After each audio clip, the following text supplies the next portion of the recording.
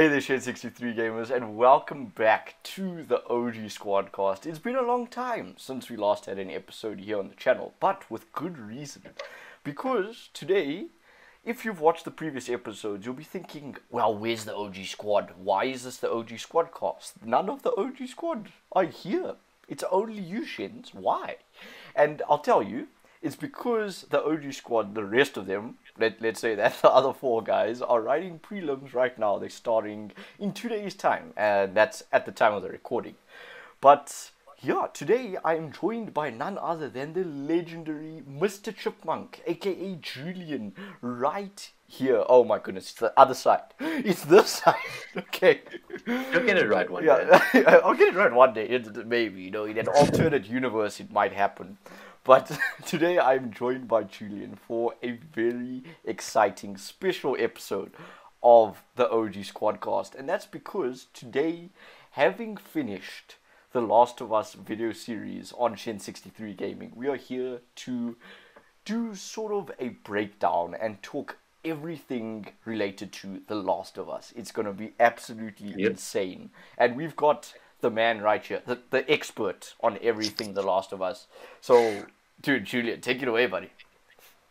What's up, guys? Like, as Chenille said, it's just me and him today. And because Chenille was the one to play through the game, we found it fitting that kind of getting someone else to run the podcast almost would be a good idea. Just because we can get an easier sense of Chenille's feelings towards the game if he's not the one asking the questions. Yes. So we're just going to run through the story, obviously discussing the events of the story and kind of the deeper meanings in the story that weren't necessarily the clearest, but might have also been picked up quite easily by you guys. Some of you are very smart. But other than that, after we run through the story, we're going to kind of discuss the overall looming question that everyone wants to know about regarding the ending that you guys saw recently. And yeah, to start off, I kind of just want to talk about the people who made the game as good as it was, and that would be the voice actors. Yes. 100%. Joel was played by Troy Baker, like an expert veteran in the field of voice acting. Done a lot of games before, done a lot of animated shows, a lot of superhero shows that you might not have known about, like Justice League Kids and Teen Titans. He was in those. No way, he's also was he done Teen Titans Go? Yeah, the kind of 13 rated cartoon, the more comic book type one. Yeah. Wait, who did he play? Yeah. I'm not 100% sure, but I know he was in it. Yo, dude, I've watched so many of those episodes. It is so funny. Oh my, no, dude, I can't, dude. It's so fun. Yeah. He also was Sam Drake in the Uncharted series. And yeah, so he's been around. He was also Higgs in Death Stranding, if you guys know about that game. Hideo Kojima's most recent project and very well acclaimed game. Yeah. Did very well when it released. And then we have Ashley Johnson, Ellie's actress, excuse me. This was mainly her first major role that really shot up her demand in her career. And obviously she moves on to do The Last of Us Part 2 after this game. Yeah. And yeah, well, let's start off from the beginning. Joel, very loving father, has a daughter named Sarah, and the game starts off very normal. He comes home from work one day, and it's his birthday, we discover, and Sarah, his daughter, with the iconic line after she gives him his birthday present of the watch, is, "How did you afford this, Sarah?" And she says, "I'll let you have the honors of repeating this iconic line." Yes. "I sell drugs. Hardcore drugs." Honestly, one of my favorite lines out of the entire game. Chenille and I were actually talking about it earlier. The writing in this game is probably one of the best forms of writing I've ever seen before. There's comedy, there's real passion in the writing, and you can really tell. Yeah, so after this opening scene, we are introduced to the outbreak, where everything's going wrong. And we see neighbors turning into infected and attacking them. And basically, and then we see Tommy and Joel and Sarah, excuse me, driving, trying to get out of the city, and Tommy and Joel get separated, and this kind of leads to one of the sadder parts of the game. Yeah, where the first episode. It's been 15 minutes, and you're already killing off Joel's daughter, Sarah. That for me was some other kind of thing. Like, I remember having to make the thumbnail for episode 1. Mm-hmm. And what is the main attraction of the thumbnail? Someone's Sarah's dead. Yeah. How? Like, and it also hurts. Like, it hurts does. you because even though she was there for like 15, 20 minutes, you really connected with her, and you felt sorry. You were sad when she died. Yeah, I was. Because also she didn't die in a nice way. Yeah, no. She had a broken leg and she got shot. Yeah. And she didn't die immediately. She bled out. And I mean, that's not a very nice way to die if you think about other ways. Yeah. So, I mean, if that had to happen to my kid, I would obviously be destroyed. Mm. And that's kind of what happens to Joel. We see 20 years pass, and he's become this closed-off kind of hermit. No one knows about what's happened to Sarah, and he really doesn't have the intention of telling anybody anytime soon. Even with his partner, Tess, his crewing partner, he doesn't really open up to her at all. Like, Chenille can back this up. He really only talks to her about business. Yeah, that's it. It's strictly business. And I must say, like, playing through the game, I kind of hoped that there would be more of a connection between the two. Because, like, it definitely seemed like there was room for that. It could have happened, 100%. But it was just Joel that was so reluctant. And he was like, no. Like, it was almost as if he was telling himself this on a constant basis over and over again. He's like, no. He didn't want to get close to anybody in case he lost them. That's it. Kind of thing. Yeah. And then obviously we play through the game a little bit more, and Tess and Joel are introduced to Marlene. Yeah. One of the members of the Fireflies with quite a high rank. And they owe Tess and Joel some guns. Well, for whatever reason, they never really go into detail about it. And the way they're going to get those guns is to transport a package to another Firefly compound. And this package is a young girl named Ellie. Yes. And this is our first interaction with Ellie. And obviously, at first, she doesn't want to go anywhere with these strangers. Joel doesn't want to take her. Tess is apprehensive about it. Yeah. But then, just like, no. They realize Joel and Tess realize not so much Joel, but Tess realizes, like, look, if we want our guns back, we're going to have to take this kid to wherever they want this kid. Yes. And Joel finally agrees to do it.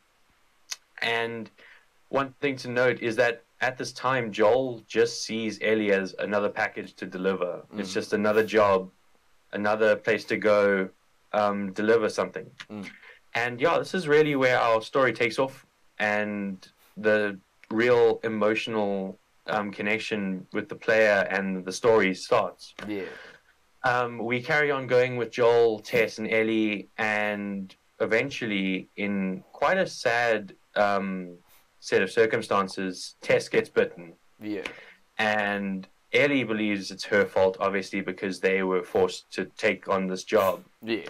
And Joel he's finished. He doesn't want to talk to Ellie.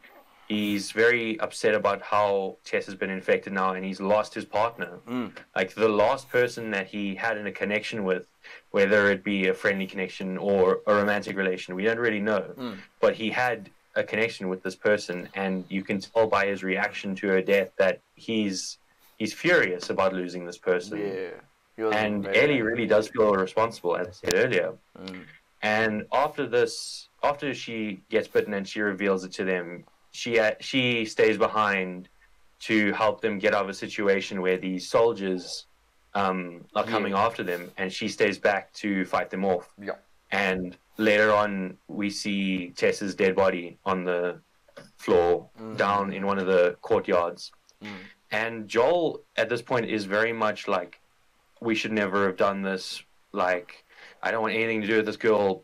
but Tess wanted this, so I'm gonna keep doing it. That's it. I believe he even said that to some extent.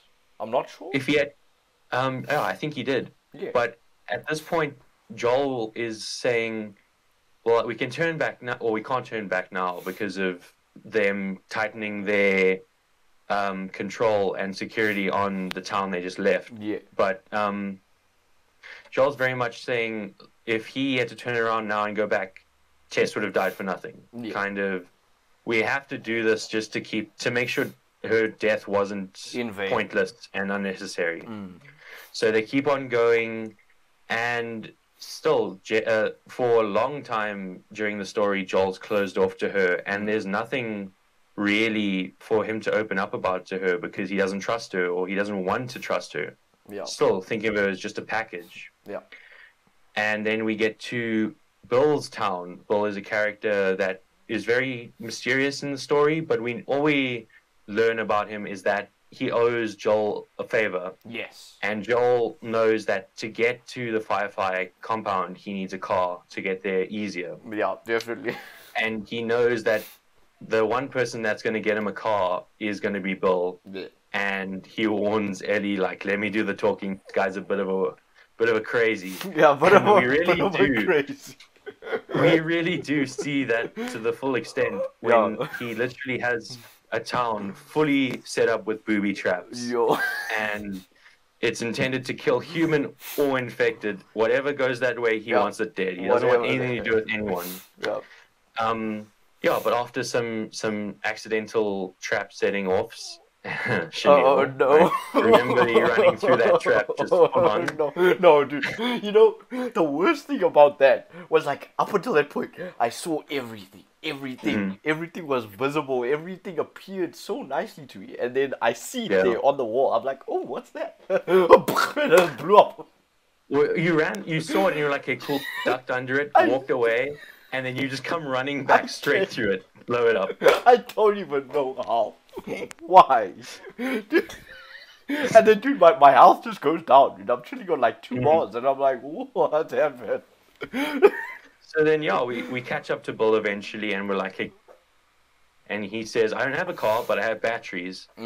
And we fight through the town, eventually making it to the point where Bill says these batteries will be, and they're not there. Yeah. So we carry on. We find the school building where we interact with our first bloater. Oh no. The first real boss fight kind of thing. Chenille had many attempts on that boss fight. You didn't see all of them, but I did. Don't worry, me and Chenille knew how long it took. Oh my goodness, dude, no. I think it was like 7 or 8 tries. Yeah. But I mean, you did it, and after that, it was smooth sailing. Yeah, after that, your boy became a bit cracked, I'm not gonna lie. Yeah. A bit. There were the body moments sprinkled in, but, like, you know. And we get this car working, and in my opinion, it really does seem like the first sense of hope that the characters experience. Yeah. Up until now, it's been very much like, okay, we have to get there. If we don't get there, then this was worthless. Yeah, but now they find a car, and they get the car working, and they drive off, and they're like, maybe this won't be as bad as we thought it will be. Yeah. Maybe this will be quicker. As soon as I can dump this girl off with whoever needs her, and I can go back to my old life kind of thing. Yeah. Yeah. Yeah, so now we're driving to Pittsburgh. We come up on the highway, and we're driving to Pittsburgh. But the road is blocked. So we turn down. When I saw that, yeah, I was just like, no. Yeah. Why? So yeah, we turn off into this town, and there's a guy there that's like, can you please help me? I'm injured. He's like holding his stomach. And chilling in the middle of the road like, there. Middle of the road, yeah. And Eddie says like, oh, we must pull over and help him. And Joel says he's not injured. Yeah. Like, he's acting. Yeah, dude, when I saw that, I was like, what is this man, dude? What is Joel, dude? Is this guy, like, from the future or something? Exactly. I promise you that his perception was so, like, spot on there. It was crazy. And Joel, actually, later on, after they've killed all the people that... Well, before we continue, after that, they get run off the road by these people with guns, and the guy who was supposedly injured. He wasn't injured. Yeah.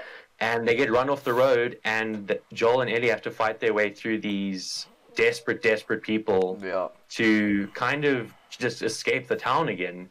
No car anymore, nothing left to get them out of the town, but all they need to do at this very moment is survive. Yeah. So they fight their way through, and once everything settles down, Ellie actually asked Joel, like, how did you know he was acting? Yeah. And Joel says, well, I've been on both sides of the ambush before. Yeah, yo, dude, when he said that, I just sat there and I was thinking, yo, this guy, he's got some other stuff going on. Ooh. So yeah, after that, it's a lot of traversal, and we get out of the town, but we aren't alone. We are introduced to two more characters, the brothers Henry and Sam. Yes, obviously at the start of their boys. At the beginning of their integration to the story, we are happy to have them. They're new characters that are kind of lightening the load a bit, because very much so between Ellie and Joel, it's very tense. Like, not a lot of talking, a whole lot of like, no, shut up, let me just carry on, let me just keep doing what I'm doing, kind of thing. But then these two characters come, and Ellie has someone to talk to. The guy, I think he was 11, she was 14, but still, two kids getting to talk to each other in the middle of an outbreak. Like, that is invaluable to them. That's very precious. But it also gives Joel someone else to kind of shift that responsibility onto, being Henry. If he doesn't have to always look after Ellie, he can have a break sometimes. So yeah, we travel with them a bit through the town, and we get to this point where Joel is sniping from a window, and that sniping was sick. Yo, that sniping was sick. Yo. Yeah. So he's defending Ellie, Henry, and Sam from this horde of infected, that are run from all sides to obviously kill them. Yeah. And your goal is to shoot the infected before they get to them. But near the end of the sequence, you see that both Ellie and Sam get tackled by these two clickers. Luckily, none of them are killed right then, but you get the infected off of them by killing them with the sniper, and then you carry on your journey. Everyone's safe. That's all good. You relieve that no one died, and then you settle down in this house later that night. Yes. And you can tell something's wrong with Sam. Like, Chanel, you played the game. You can obviously explain to us how it was for the people watching. Yo, I'm not gonna lie, guys. When I saw that interaction, it was quite cool to see, like, how Ellie and Sam, were talking to each other, and there was a real connection there. And I mean, like, earlier, like just a bit earlier on, when they were in that town, before we got to the sniper sequence, I remember they were playing darts together, and I was sitting there, and I was just smiling, and I was just like laughing, and I was like a little kid. I was just watching this whole interaction between the two, and how they were having fun, laughing, cracking jokes, and it was so nice to see that, because after all of the, the hardship that Joel and Ellie had been through, and obviously Sam and I can never remember the other guy's name. Henry. Sam and Henry, sorry. The older brother. Sam and Henry, as well. They've been running away from the hunters as well. It was amazing to see that, and then like, I remember when we met Sam and Henry. Sam wanted this one toy from a toy shop, and like he was about to take it. Yeah, the little robot. And then Henry was like, "No, we don't take things that aren't ours." And then, I mean, Sam was... I remember Henry was saying... Sorry to interrupt. He said, we don't take things that we don't need. Oh, yes. Which I think is a good mindset to have. Yeah. But not in an outbreak. Yeah, no, true. I mean... feel like, take what you can, because it might be useful later. Always. That would be my mindset. Yeah, no, But yeah, sorry. Continue. No, of course. No worries. Yeah, so, I mean, when I was watching that scene, Ellie actually came up to Sam and then gave him the robot, and he was like, "Yo, here's this," and then he was like, he sort of said thank you, but not in a very solid way. Let me just say that, because he was very distant when he was looking out that window. Like, you could tell something was wrong. I mean, even when I was playing through it at that point, I was just sitting there. And this is another thing, guys, about the playthrough.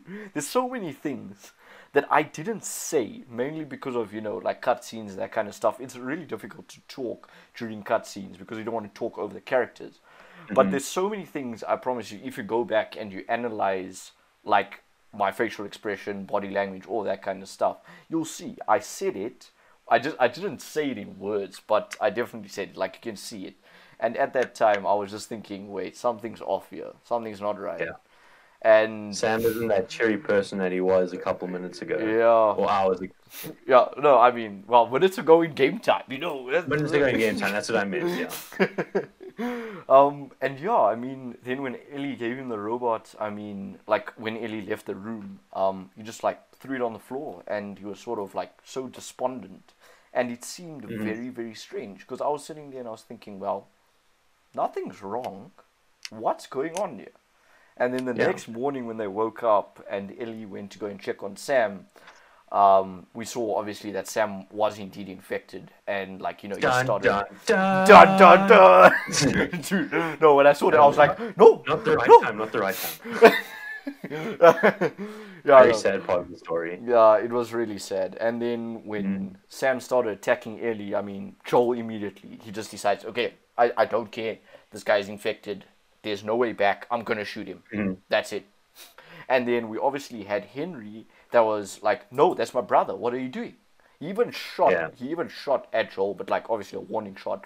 And then Joel just decided, it's like, no, stuff it. I'm just going to shoot him. And then in the end, Joel actually doesn't land up, you know, firing the shot, but it's Henry instead. And when I saw that, I'm telling you, it was almost as if I was Henry. I felt all of that pain. Because imagine having to kill your own brother. And, like, even though you know that there's no way back for him, you know, he's infected, it's done. That was definitely the tipping point. That was the last straw for Henry. And after that, when he committed suicide, I mean, I even sat there. And I was like, what just happened? What? Yeah. I promise you, I sat there for like 2 minutes, just rigid and completely at a loss as to what just happened. It was insane. That whole sequence, I couldn't understand what was going on. Yeah. It was crazy.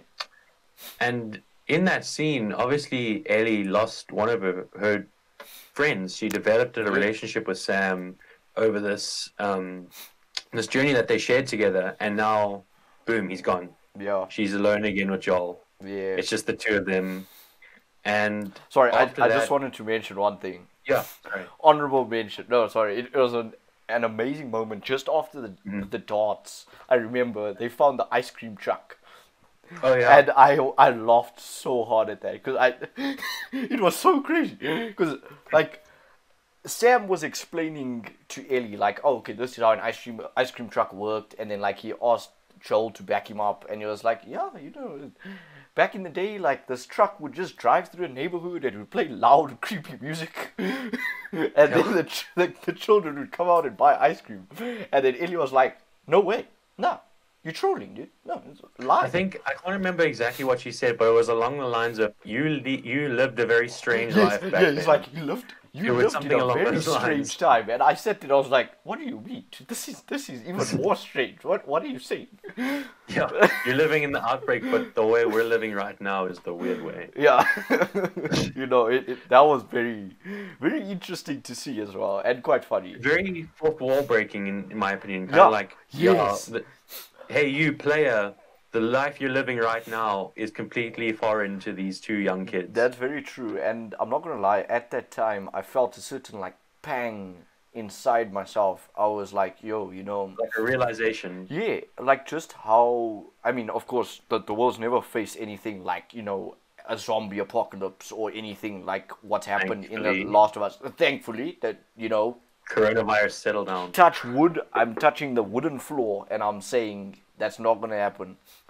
But that's a big piece of wood, bro. Yeah, dude, I'm telling you, you see it. It's the power of the floor. The power of the floor. Yeah. Covers everybody watching this video. You're good, don't worry. Yeah.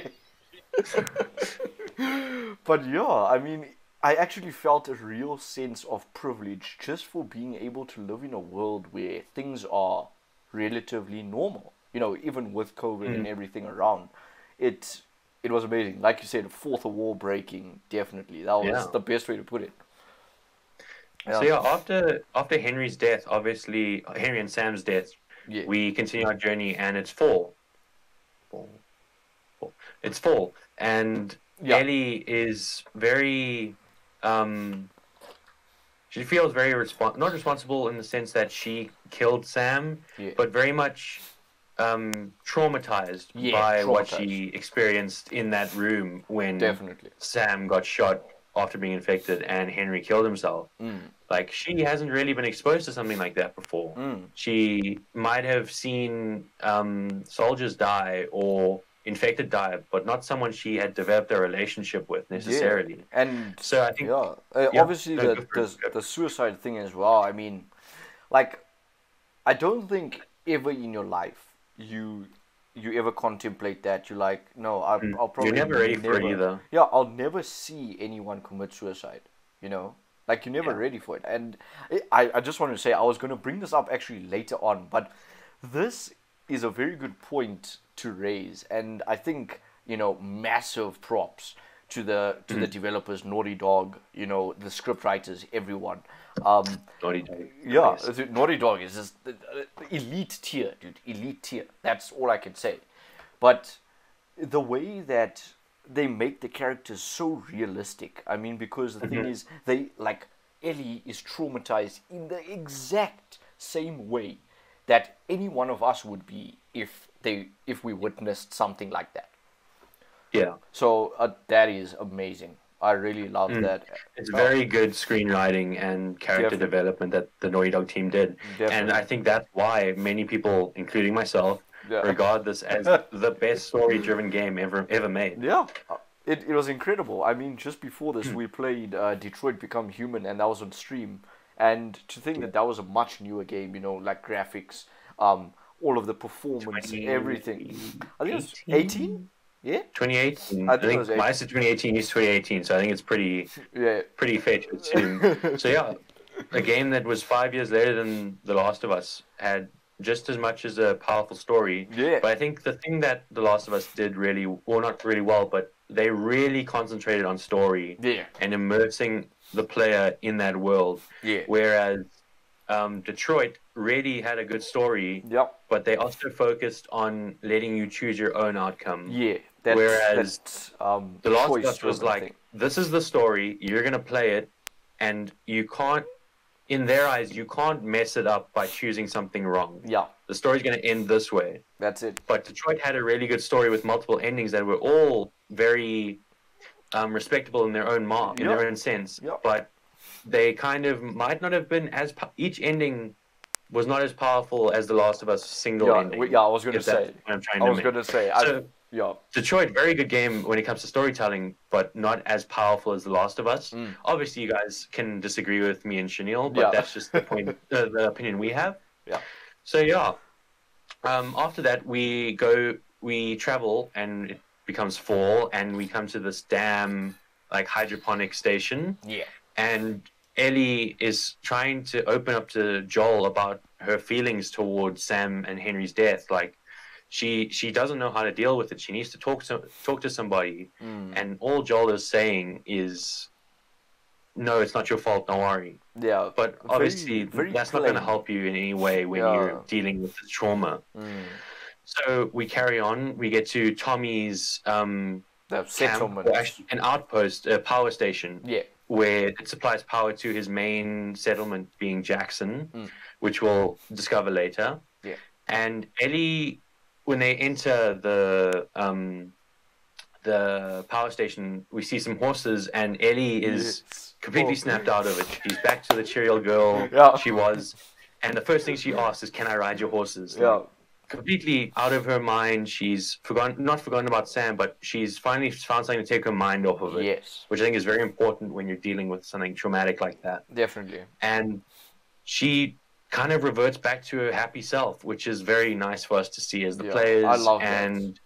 it gives us also a sense of relief as Ellie's not going to be this dreary, sad character for the rest of the game. Yeah. Like, and I think that's also very important. Yeah. And in an aside that Joel and Tommy have, Tommy says he went back to Joel's house somewhere in between the 20 years of the first outbreak events and now, and we see that Tommy has taken a picture of Joel and Sarah that he found at his house, and he gives it to Joel, and he's like, "Okay, here you go. I thought you would want this." And Joel's not having it. Hey, yeah, he's not having it. He doesn't want this picture. He's taken Sarah completely out of his mind. Like I mentioned earlier in the podcast with Tess, he's blocked out everything. He doesn't want to think about his past. It's too painful for him, justifiably, obviously. Yeah. Losing a kid is extremely painful. But he doesn't want this picture. He doesn't want to remember Sarah. In the end, he doesn't want to deal with those emotions that he's had built up over this time. So he rejects the picture. And he just carries on discussing the plan with Tommy about what's going on here, what the right move is, and all that kind of stuff. And as fast as it came, it left Joel and Sarah. The whole the issue is not resolved. It's gone again. It's back. Its emotions being blocked up again, and so after some time, Ellie runs away from this power station while taking a horse. And Tommy and Joel go after her, obviously, to protect her and find her and get her back. Oh, I remember this part. I just want to say... The episode was named Yeehaw. Yeehaw! Yes! Dude! For the guys, for everyone watching this podcast episode, this might even be the podcast highlight, like on Instagram. Oh my goodness.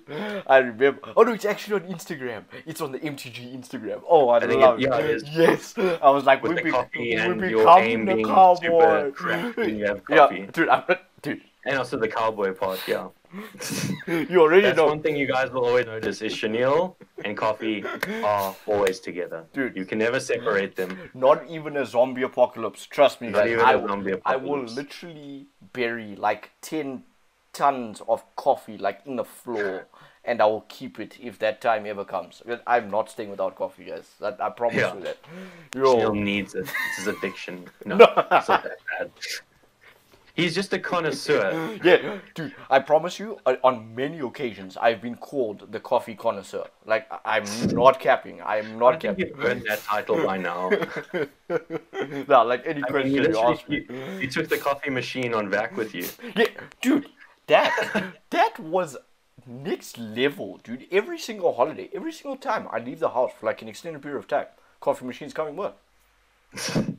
I mean, it's a necessity in Chanel's eyes. Yes, but anyway, to get back to The Last of Us, we catch up with Ellie, and she's in this house, and she has found this diary of this teenage girl in this bedroom, and she's been reading it. And one of the interesting things for me regarding the same idea of the ice cream truck was, she said to Joel, "Is that all the girls had to worry about back then? Yeah. Boys and how they look." Yeah, it was like which skirt goes with which dress, which clothes go together, and worrying about boys. Yeah. And again, like, the idea of this is completely foreign to her. She's never experienced it. She was raised in the outbreak. Yeah. She wasn't even born during the outbreak. She was born. She wasn't born before the outbreak. Yeah. 6 years had passed of the outbreak, and she was born because we learned that she's 14. Yeah. And at the same time, Joel is obviously really mad that she ran away. So he's in this state of, like, not fury, but real, like, it's like concern. Agitation. It's concern to an extent, and then agitation. Yeah. It's a mixture of concern and agitation towards Ellie because of her running away. Yeah. And Ellie says to Joel after he finds her and he's mad with her, she says, "I'm not like her." Oh. And obviously we know that Ellie's referring to Sarah, and that she doesn't want Joel to cheer like a baby or like her daughter. And then Joel says, "Don't worry, you're nothing like my daughter, and you never will be." Yo. And I think Man snapped. Throughout the story, we find that Ellie goes through a lot of hard times, whether it be having to kill someone for the first time or see someone die. But again, it's just piling on more and more stuff to add to her paranoia or anxiety. Is now Joel's basically said, like, you're not my daughter. Yeah. No, you will never be my daughter, kind of thing. And that'll hurt you. Of course. You've spent so much time with this guy, and he's really become a father figure to you because he's been protecting you, and he has really, like, taken you under his wing. And for him to say something like that, it really does hurt. So, yeah, that really adds to Ellie's, like, depression. I wouldn't call it depression, but because it wasn't as intense. Yeah. But I'm going to call it sadness for now, just because it's not as powerful as a word. So yeah, after that, we go back to Jackson with Ellie, and kind of Joel, on the way back to Jackson, realizes what he said to her. And once Tommy says, okay, cool, I'll take her to the Fireflies, Joel's like, no, I gotta take her. Yeah. It's like, I got Which, again, for the player is like, okay, cool, he realizes what he said, and he wants to try and repair things with Ellie, because she's also very distant at this point now. She doesn't want to talk to Joel much. Yeah. And the reason she ran away, which I forgot to mention, is because Joel wanted Tommy to take her to the Fireflies. Yes. Instead of him just offload onto someone else, really. And now that Joel says, no, I'm going to take her, it kind of also shows that he's starting to grow in a connection with her. Yeah. And he wants to be the one to finish the mission, if that makes sense. Yeah. And then we go to... Tommy tells us that we have to go to the University of Eastern Colorado. Yeah, UEC. Yeah.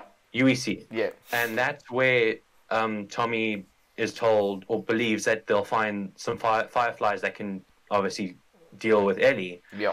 When they get there, they find that it's completely abandoned, and there's no doctors there, no fireflies, nothing, just some corpses and some infected. Yeah, and what? The monkeys. The monkeys were the ones that caused the infection to break out at the university specifically. Yeah.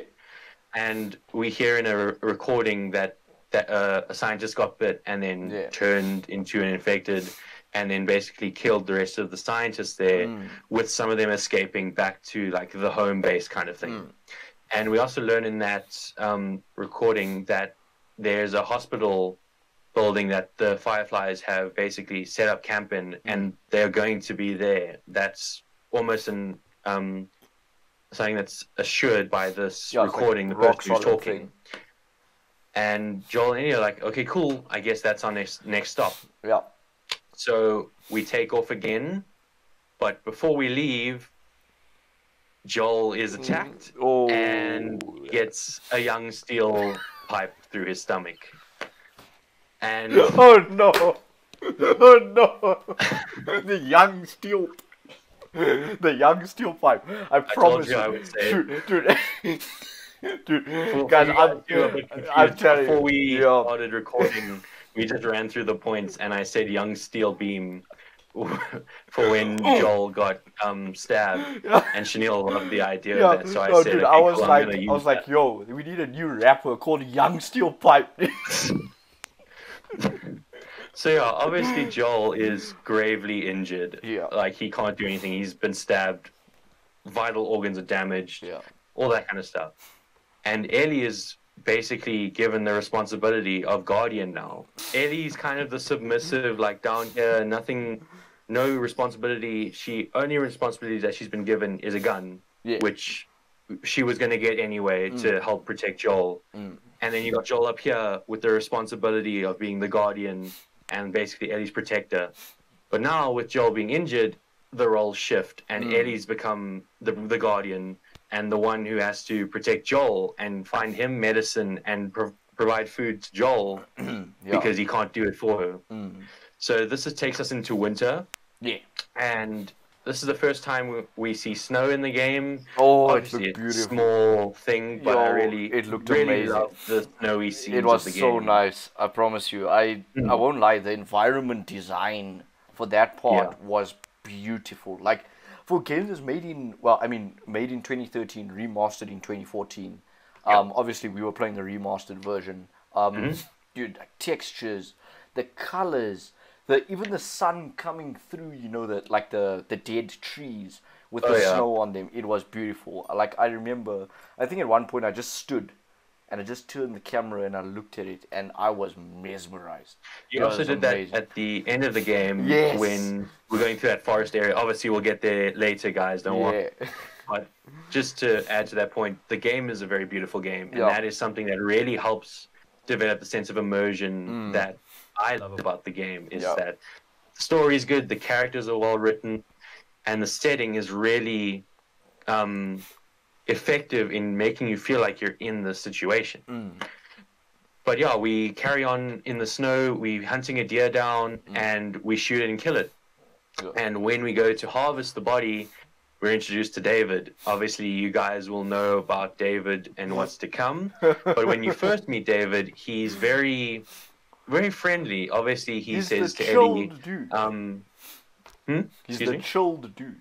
He's a chilled dude, as Chanel says. You know what I'm saying. When we first meet him, friendly, and he asks for some meat, and in exchange, he'll give him some medicine, and even offers like a position at the camp just to protect her, which I think. Right now, if someone had to do that, it would be like, oh, thank you so much. Like, let me take you up on your offer. Yeah. But Ellie's been through a lot of stuff, and Joel has shown her a lot of stuff. So Ellie's not having it. She's like, no, like stand back, holding him at gunpoint. Well, at arrow point. Nah, back off through. Why don't you just give me some medicine and I'll take the deal with me, kind of thing. Yeah.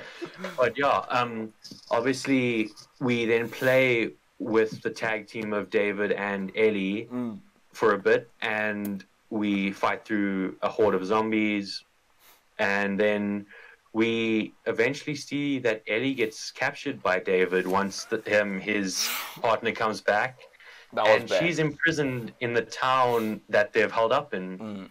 And that's where we learn that David and his crew are actually cannibals. Yeah. Oh my! And that was actually, as other people as Chanel would say, let me say it for you. Yes. That was manky. Manky.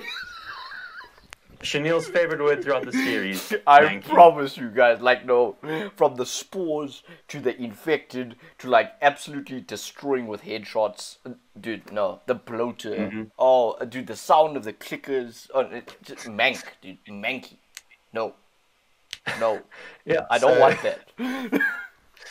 So Ellie's obviously left with no weapons in this cell, and all she has to help her are her instincts. And we can see that really does help her out. She's taken by David to this place that she has no idea about. But even when he offers her like freedom and an opportunity to get out, she refuses it. Yo, and the way she does it, also, she's like, get out. No. Yeah, she basically became a psycho for eating people, which I mean, granted, cannibalism is very like. Why? In what way did you discover that you needed to eat humans? Yeah, it's just another level. Obviously, David did it out of necessity to feed his people, but at the same time, that is very messed up. Yeah, very messed up. Yeah, very true. Ethical problems there. Ellie escapes the captivity after biting David, and they've seen her bite mark. Just by being with her and seeing that, and she says, okay, cool, you're infected now, kind of thing. Deal with it. And she runs away, and David believes he's infected. Like, how can you be bitten by someone with a mark on their arm, a bite mark on their arm, and not be infected? Yeah. And Ellie escapes and makes her way through the town, avoiding people or killing people to get through. Obviously, you saw Chanel attempt to get through the town. About 10 times. Oh my god, dude! The way one of the situations where you didn't see the full extent of that, a couple of attempts were edited out. A couple, like 6. Yeah. But eventually, Chanel made it past that point. Eventually. That was the toughest point in the whole game. I promise you. I know. Well, honestly, that and what's coming up. obviously I edited the entire series. Yeah. Dude, thank you for that, obviously. Guys, no problem. It really was a pleasure. To all of you guys out there that are watching, please, we need some love in the comments for Julian. I mean, none of this, I was going to say it like at some point, but now that Julian's brought it up, none of this whole series wouldn't have been possible. It wouldn't have been able to be released nearly as quickly as it did without Julian. Like, I promise you, because I was in no position to be able to edit all of these episodes, and Julian just took it on and smashed it out the park. 21 episodes, thanks, absolute tank. So funny. I mean, like, yo, the SpongeBob thing. The SpongeBob. Rose. Thank you for finally using it. Yeah, it's like, thank you. No, because he told me, he's like, Shenz, you gotta tell Julian, put in the SpongeBob thing because you're dying so many times. But the funny thing is that Chanel never told me this. I just like thought, oh wait, why don't we put this in? No, dude, the reason why I didn't tell you, dude, because like, yeah, I really didn't know like if you're gonna be down for it, because like it was a serious series, right? I won't lie, it was a very serious. Let me explain the mindset behind the series. When we started off doing it, obviously it was our first walkthrough that we've ever done. Yeah. Chanel really asked me for advice because I watch a lot of YouTube, and I'm proud of it.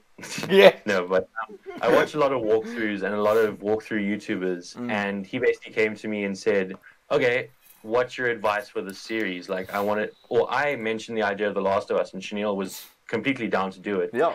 And then he said, "Okay, cool, but what's the best way to do it?" So I gave him the idea of the hour-long episodes with very little editing, not really a bunch of transitions. And you'll see in the first couple, I think it was the first like 2 episodes. Yeah. It was very like, it was cut. It wasn't necessarily transitions and very serious and very hour-long every time. And then episode 3 was the last hour-long video. And then after that, we saw that you guys didn't really like the hour-long. So we thought, so Chanel had the idea to shorten it to half an hour. Half an hour, yeah. And I think that really did make a difference. Yeah. And for all you people that have stuck with the series along the way till the end, I really thank you for it. It means a lot to me that you stuck around. Yeah. And I'm sure it means a lot to Chanel as well. Dude, and I can't tell you how much. Like, guys, even along the course of the whole like series of The Last of Us, we've amassed so many views. They've done so well. People have enjoyed it.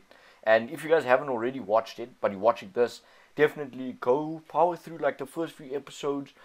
Even break it up if you need to. But definitely, like, if you guys haven't watched The Last of Us already, you're gonna love this because the reactions are too good. Oh my goodness. And it just gets funnier as you go along. Obviously, we haven't mentioned it during this podcast, but I'm sure Chanel will put at the beginning a spoiler warning because this is going through the entire story. Yeah, this is the whole thing. Yeah. Hopefully, if you did want to watch the series, you saw the spoiler warning and went back and rather watch that first. Yeah. But yeah, big thanks from me and Chanel. But back to the point, when we were editing, eventually I thought, or my understanding of my idea of the way to take on the series was, it's a serious game. Yeah. It's a very powerful game. So let's let it stay on itself. Yeah. But then as we got kind of closer and closer to the end, I started to kind of loosen up a bit with the editing. I put more transitions in. As Chanel said, I put the SpongeBob edits in. That was me too. I was like, guys, I'm not sitting here and getting beamed like 10 times over and then just be like, okay, let's sweat it out. Let's get through this area. Sweat it out. Nah, dude, I was like, no, I'm just gonna make it into a joke. Like, if I get beamed, it's fine. Just laugh it off. And it really worked. Yeah, so honestly, I believe that, and with that sense of comedic relief and just really taking a step back and realizing that we don't have to be so playthrough, Chanel started doing the custom thumbnails with the superimposed faces. And I believe I was a very big fan of it. I'm sure we saw on the first video with it that a lot of you were too. But I think we kind of just like thought, okay, let's do this. But we didn't really plan for it. Yeah, no. So they were, the first few were good, but maybe it got a little bit, it wasn't the best quality. Yeah, that's true. Going towards the end. So then we stopped and then you'll see by about episode... I have no idea. I can't even remember. I'm going to guess about episode 15. Yeah, I think... Chenille was like, okay, cool. You're editing the videos. You know when stuff's coming. So I want you to get thumbnails from me. And this was after I said to Chenille, like, let's go for a more simplistic take on it. Yeah. Let's have the name, Chenille's logo, the thumbnail, and the episode number. That's it. Let's see how that works. Yeah. And I really do think the thumbnails came out really well after that. No, and a lot of people... I really do. A lot of people... I think it looked very professional. Yeah, that's it. I mean, just to let you know, I mean, Marcus, if you guys haven't met him, he's the... Well, he's one of the co-owners of MTG. Sorry, I'm talking so fast. Yeah, no, like, I mean, even him... he even texted me at one point and he was like, yo, dude, I really love the thumbnails. You smashed it out the park. And he said, like, I saw that thumbnail and he's like, yes, I'm clicking on this. Yeah. I mean, that's the whole point of the thumbnail. And I'm glad we figured it out. That's it, yeah. And just for a future self, almost, we're going to definitely stick to the half-an-hour episodes in walkthroughs to come. We're going to stick to the simpler thumbnails because you guys really seem to like it. Yeah. And also, if you guys have any suggestions of what you want us to play, just drop it in the comments. Yeah, drop it in the comments. We're honestly down to play any game you want. Yeah. Obviously, depending on the type of game, it might not come immediately or it might not be the next gameplay, but it will definitely be an idea for us in the future, whether it be the next playthrough after this second playthrough or anything like that. But yeah, we really want to get your opinion on what we should play and edit.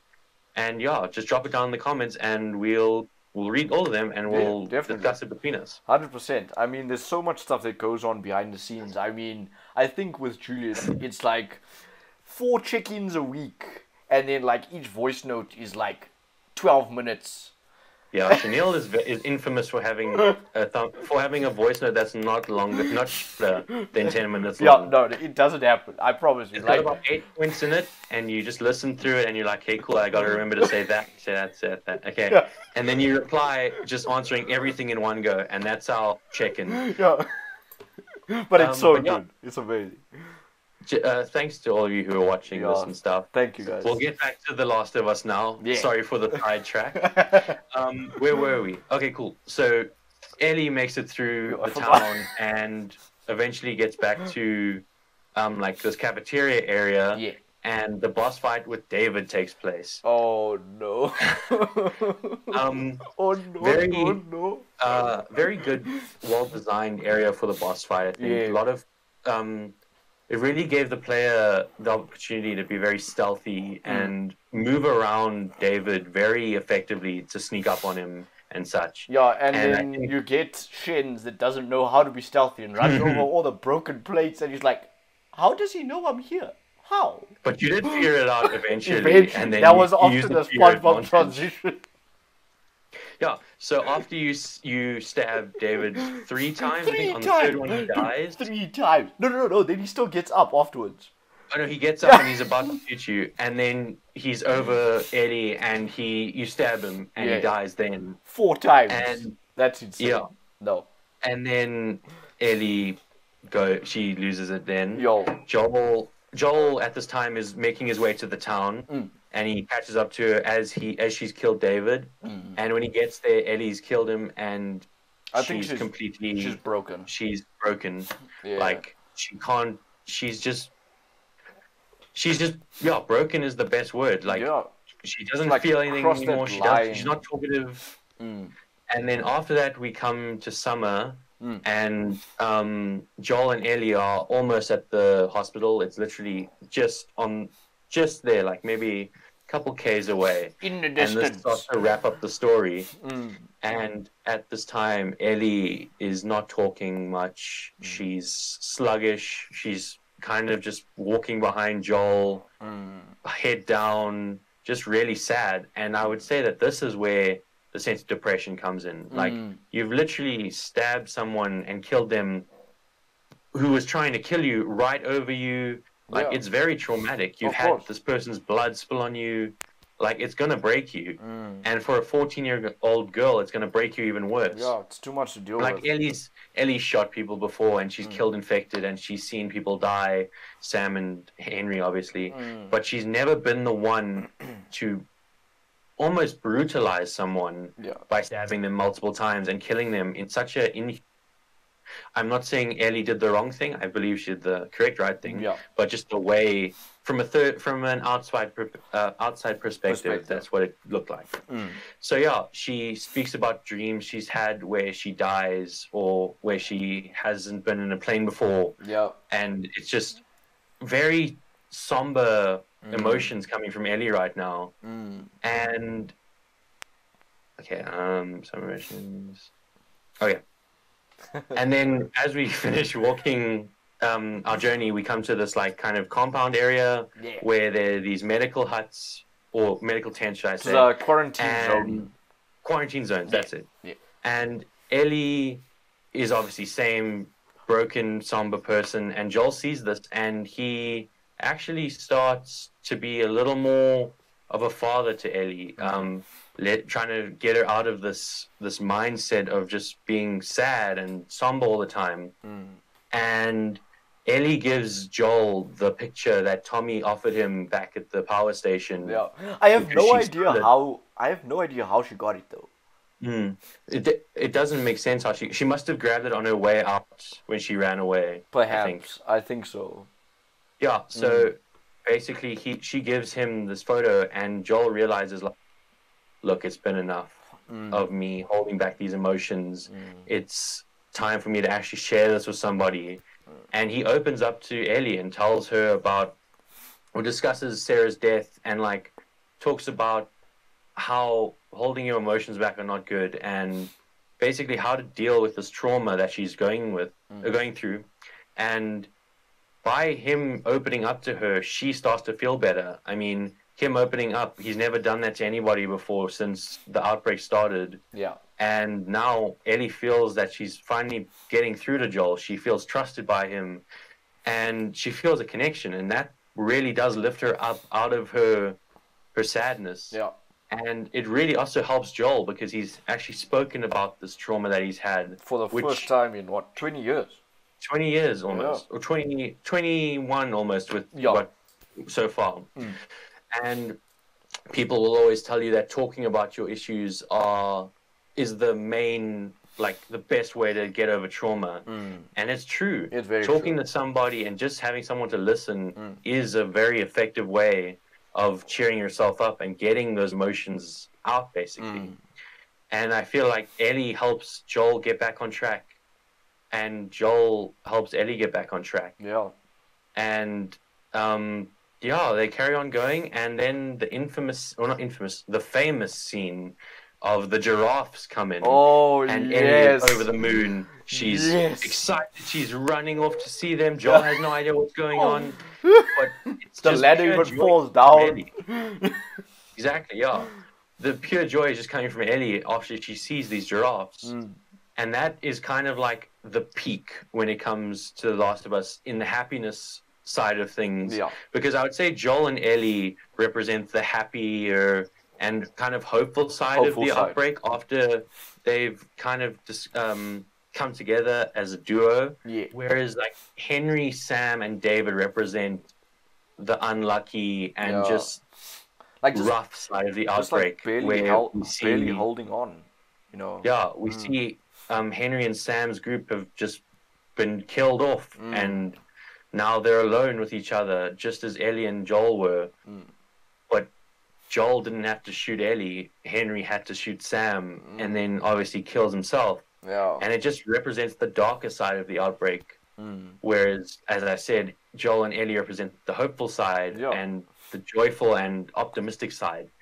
And I feel like that giraffe scene really does show the peak of the joyfulness that these characters had. It was amazing. I loved it. I just saw the giraffe and I was like, yo. No, I was literally overwhelmed. I was like, yo, this is so sick. And then when there was more than one, like I saw all of them. No, that was amazing. It was something like out of a movie, you know. Yeah. It was beautiful. That was just a beautiful moment, and you know, I think the deep stuff before it, and then this hope that you see, it came together so well. It was it was amazing. Okay, and then after this whole giraffe scene, we carry on going towards the hospital, and as we're about to get in, or not into the hospital, but carry on moving away from the giraffes and this happiness, Joel says, you know, we don't have to go to the hospital. We can just go back to Jackson and live out a happier life. We don't have to deal with what is the unknown past this door, which leads down to the street and goes towards the hospital. Of course. And Ellie, I have it written down there, Ellie says, it can't all be for nothing. Yeah. Which I feel, because along the way, Ellie's also developed some growth herself, and she knows that this cure gives her a sense of worth and really makes her valuable, and that really is a good feeling. I'm sure all of you have felt something like that before, when you know you're wanted, or you know you have a purpose, or you know someone really needs you to do something, or you're valuable. That's an amazing feeling, and we all can agree with that, I'm pretty sure. Yeah. So Ellie says to Joel So Ellie says to Joel, okay, cool, we can't go back, we have to finish this. And Joel's obviously, he's kind of stressed out, he doesn't know what's coming, and he knows at this time we could turn back and be fine. But Ellie, at the end of the day, is in charge of her own destiny, and she says, no, we're going to go see what happens. That is profound. That is so profound. Yo. So on the way to the hospital, we go through the sewers, and long story short, Ellie ends up drowning in a situation where, not drowning, but what would the word be? Like, getting knocked out, but not knocked out. Between dying and being conscious. She's become unconscious. Yeah, she's like in the grips of death. Yeah. So, they were on a bus on this river, on this like sewage pathway. Yeah. And the bus moves and jolts, and Ellie and Joel fall into the water, and Joel rescues her from the water, but she's unconscious. So he starts to perform CPR, but as he's doing it, he gets attacked by these two Firefly soldiers that were basically like, get your hands off her, like, I want to see your hands up. Yeah. And they knock Joel out. Yeah. And we're like, oh my god, did Ellie survive? Yeah, and at that point, I was standing there, and I even said it when I was recording. I was like, dude, we're trying to save this girl's life, and then you come and hit me in the head with a gun, dude. What are you two? Like, obviously you can see I'm not a threat. I'm trying to save somebody here. Bro, it's not like I'm trying to break her ribs, no. Exactly. So Joel wakes up in the hospital, and it's the hospital that they've been trying to get to this whole time. And who's there to wake him up? It's Marlene. She made her way here and met them at the hospital. And she basically says, like, thanks very much, Joel. Your job's done. Like, you can go now. Yo. Ellie's fine. She's in the surgery room. And Joel, wait, like, what? Surgery? Why? What? And Marlene basically says, like, you don't need to worry about her anymore. She's sadly going to pass away so that the doctors can use her brain basically to discover a cure for this the cordyceps, which is basically the spores that cause the infection. So Joel's always like, no, you can't do that, blah blah blah. And Marlene says, look, she's either going to die to a clicker or a bloater in the near future, or she's going to die here, and her death is going to bring about huge change with a cure. And Joel really can't comprehend this. Yeah. And it's just like, he's so confused and lost. He doesn't know what to do. So Marlene says, okay, cool, you got to go. And Joel reluctantly moves. But then he sees Ellie's backpack on a counter. And he kind of snaps back into himself and is almost along the lines of, wait, what am I doing? I can't just leave her here. This is my daughter. This is my daughter. I feel like this is the point where Joel really starts to see Ellie as his own kid. Yeah. They've developed so much over this journey, and they really have become close. So Joel in old Joel fashion, Oh. takes the gun from the soldier and holds him up against a wall and asks him a question. Obviously, the soldier doesn't answer. Yeah. So Joel shoots him in the stomach, and when he doesn't answer again, he shoots him again in the stomach. Yeah. And now the soldier's obviously going to die, and he tells Joel where Ellie is, and Joel goes on this rampage, killing everyone to get to Ellie's surgery room. And a point that I really found interesting, actually, this regards Chenille. He can chime in after I say it. He played through this one section of the hospital where he used nail bombs and a flamethrower, and he said in the episode, this feels morally wrong. Yeah. And I feel like the game has done that to Chenille, or not to Chenille, but to every player. Yeah. The game's like, okay, cool, here are these people, kill them. Take them out at all costs. Oh, you have to kill them. Yeah. And Chenille, even though he realized using nail bombs and a flamethrower might not be humane, he still did it. And I find that interesting because the game kind of puts you so deep into Joel's character that you almost you think like Joel. You don't care about these people that you're shooting. Yeah. You literally just kill to get to Ellie. You're killing to protect Ellie. Yeah. Or you're killing to protect yourself. It's not you playing the game in your own way. You're playing as Joel, and I think that's also very powerful. Very powerful. And what do you think about that?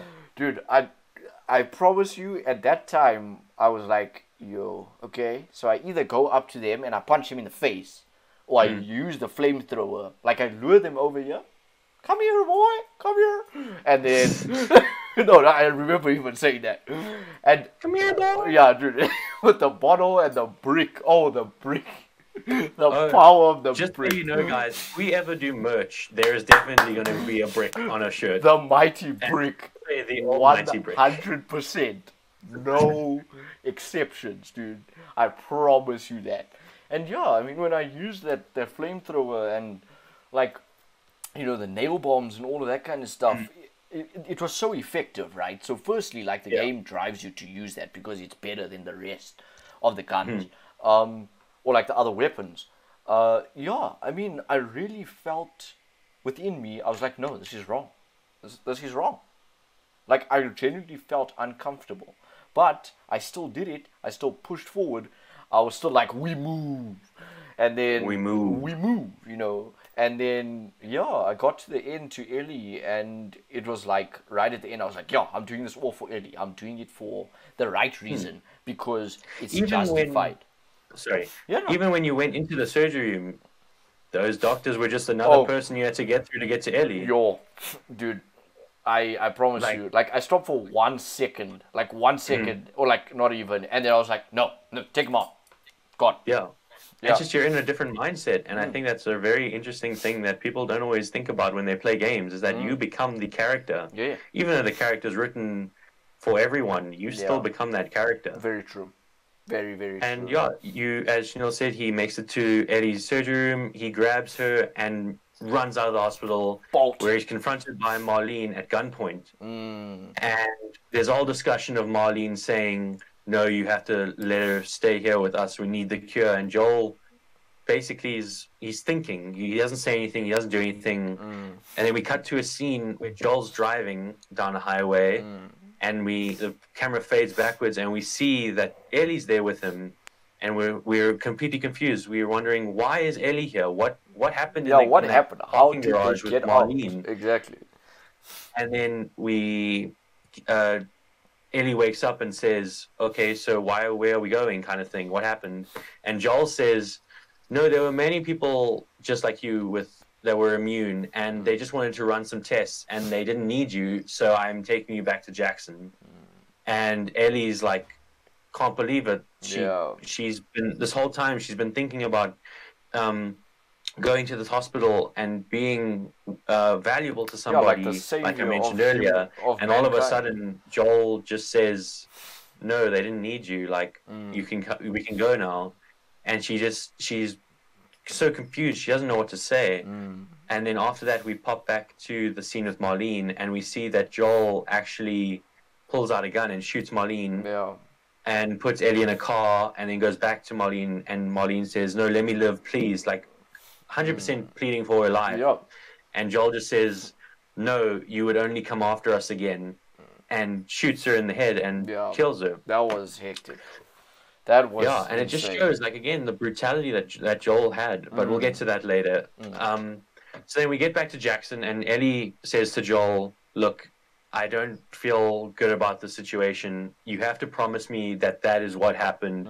They didn't need me, and I wasn't the only one. And Joel basically says, look, there were many like you.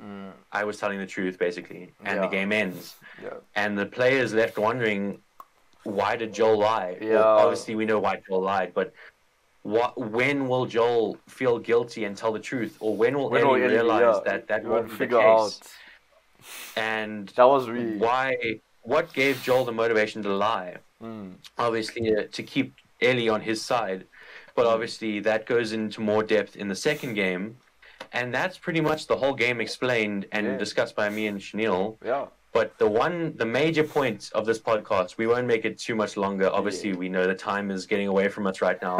But the main question that everybody wants to know is, was Joel a hero, a villain? Was he right for what he did to Ellie? To just clarify, we're talking about more the ending scene where he takes Ellie out of the hospital.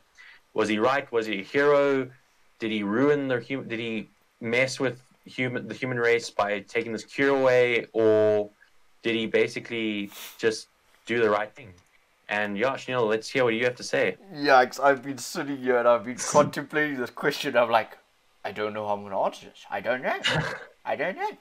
But no, I think all things considered, I feel the game does somewhat, make you partial towards Joel's like actions and everything that he does, and you share his sentiment to a great extent, of course. The game puts you in this, they make you play as Joel, and you kind of develop a soft spot for him because you are always with him. Exactly. You are Joel. Kind of thing. And you never really see his actions from an outside perspective. Yeah, definitely. It's just you, Ellie. I mean, it's just Joel, Ellie, and then, like, you are one of them. That's all it is. And, I mean, sorry, do you want to say something, Julian? Well, I'm just going to say there's no real or right answer. It depends on how you want to view the game. If you want to view it from an outside perspective, obviously Joel is not a hero. He's killed so many people. Hundreds. So many. He showed real brutality. There's a scene that we didn't go into depth with when he's trying to track down Eddie when she's captured by David, and he interrogates these two people. I'm sure you guys saw it, where he literally stabs this guy, and then in the knee. He says, "Where's Ellie?" And the guy points on a map, and then kills him and says to the second guy, like, "Oh, I believe him," where he said, and then kills the second guy with a knife, and it's just like real brutality, no respect, no remorse for these people. And then obviously the scene in the hospital where he shoots the soldier twice, completely, like, not kills him immediately, but leaves him alive just to answer a question, and then lets him die. And as I said, he kills multiple people. Can't even think of how many people he's killed throughout the game. Way too many. And the main thing is he's basically doomed humanity because he's taken away this ability for a cure to come. Not looking at it as an outside perspective, you see that he kind of is a hero. He's not letting this girl die for no reason. He's letting her find herself and her purpose by taking her to this hospital to see what she can do to help. She gives this girl a father figure that she hasn't really had before. She also is just a little girl, man. She's 14, and she's living in this outbreak, and she has no one there to help her. So Joel kind of is this guardian figure, like we mentioned. So, I mean, there's no real right answer. If you want to look at the game from it being a game, then he's not a hero. If you want to be looking at it from Joel's perspective, or some of your perspectives too. If you want to look at it from the story, Joel is the hero. Definitely. But again, Chanel, it's up to you, man. You decide what you would think. I mean, you've raised some very solid points, and I think in the end, having played the game, with me personally, I don't ever take any of these things into a very real world scenario. I'm talking about like an outside perspective. I only talk about the game for the sake of the game, because that's what's fair, I believe. What the game has presented us. Yeah, exactly. That's fair in my opinion. Because you can only judge it for what it is and not for what it would be like in a different situation. But I definitely do think Joel had no other options. He did what he needed to do. Sometimes you could say he was excessive, you know, with the brutality and all of that. But I think in the end he was a real hero, and he did the most for Ellie. And you know, he also showed that he was human in the end, you know. Where he opened up, that was amazing. And those deep moments, you know, I love myself some deep moments. You know that, the depth. Shenz enjoys it so much, and I mean, just a beautiful game all in all, made by Naughty Dog. You know, incredible voice actors, actresses. Big ups. I mean, just so much. I have so much gratitude to Naughty Dog for making a game like this.